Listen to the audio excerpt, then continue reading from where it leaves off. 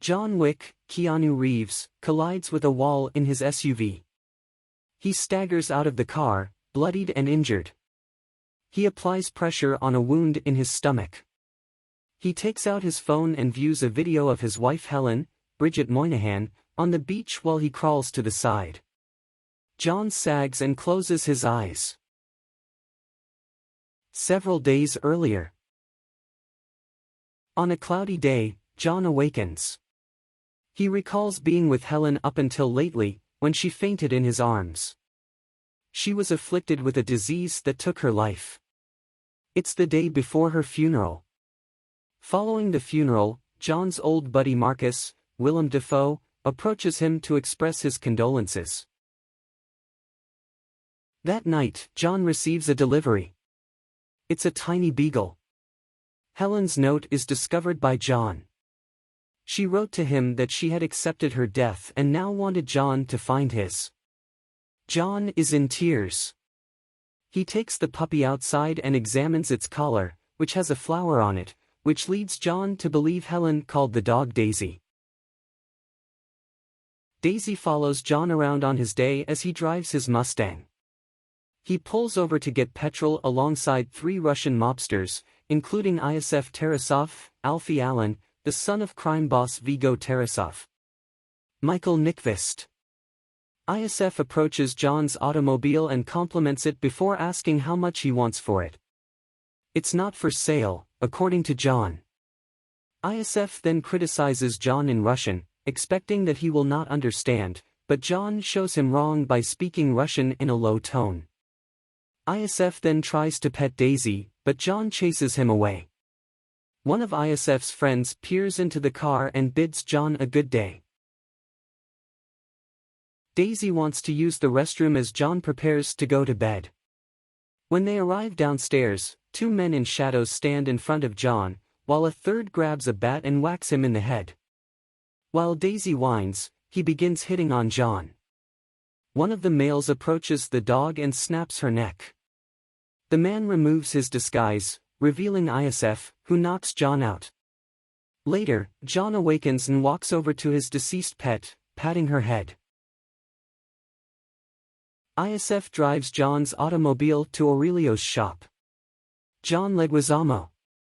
Aurelio recognizes the car right away and demands to know where Iosif acquired it. Iosif boasts about stealing the automobile and killing this person's dog. Aurelio smacks Iosif across the face. Iosif storms away, claiming that he will give the automobile to someone else. Later, John stops by the business and inquires about Iosif, and Aurelio provides John his name to establish that it was Iosif who stole his car and killed his dog. Later that night, Viggo phones Aurelio to inquire as to why he struck Iosif. Because he took John Wick's car and killed his dog, explains Aurelio. Viggo merely says, "Oh." Meanwhile, John enters the basement with a sledgehammer and begins bashing the floor open. He comes across a cache of weapons and gold coins. Viggo goes to Iosif's house to talk about the matter. He slaps his son twice in the solar plexus to scold him, reminding him of who he had just harmed. Viggo informs Iosif that John Wick was formerly linked with him before meeting Helen and deciding to quit. John had a reputation as the boogeyman, or rather, the guy who was hired to slay the boogeyman. Viggo phones John to try to mediate the situation, but John hangs up. Viggo dispatches a team of 12 hitmen to John's house that night to murder him. John easily dispatches all of them, battling with the final few before slicing the last person through the heart. A police officer approaches the front door. John addresses him by name and asks whether there has been a noise complaint, which the cop confirms. He inquires whether John is still in the business, referring to the body seen behind John. John claims to be just straightening things out. The cop bids him farewell and departs. John summons a cleanup crew with whom he has previously worked to clean up the site and dispose of the remains. They appear to be aware that this will not be the last time they assist him. Vigo approaches Wick's friend Marcus and offers him a $2 million contract to assassinate Wick. He also tells his assistant Avi, Dean Winters, to seek other candidates for the job. Marcus cheerfully accepts. John checks into the Continental Hotel in Lower Manhattan, where he will stay while conducting business. Perkins is recognized by him. Adrian Palicki. Winston, Ian McShane, the manager and proprietor of the Continental, introduces John to another old buddy. Winston tells John that ISF is at a club called Red Circle. John enters the club where ISF and his friends are celebrating. John initially dispatches one of ISF's goons before making his way into the club's basement floor, where ISF is enjoying a night of champagne and women in a posh Russian bathhouse.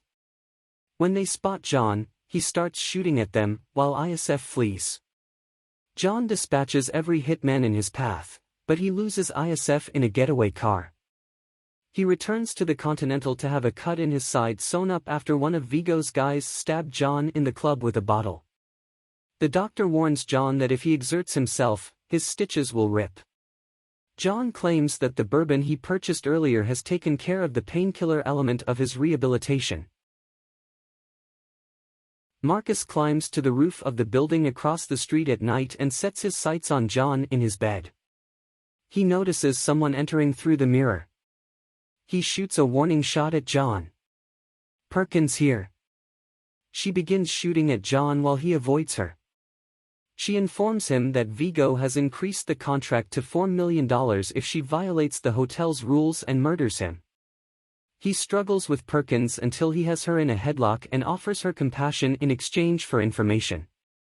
She informs John that Vigo stores the majority of his assets, cash and blackmail evidence, in a church basement. John knocks Perkins out and leaves her with Harry, Clark Peters, a business acquaintance, in exchange for one of their organization's gold coins. Harry holds Perkins chained to a chair, oblivious to the fact that she has dislocated her thumb in order to escape. She exits and covers Harry's face with a pillow before shooting him. John visits Vigo's secret vault of money and business files at the chapel. After killing the other guards in the church, John forces the priest to show him the location of the vault. He dismisses the women in the vault and sets fire to it all.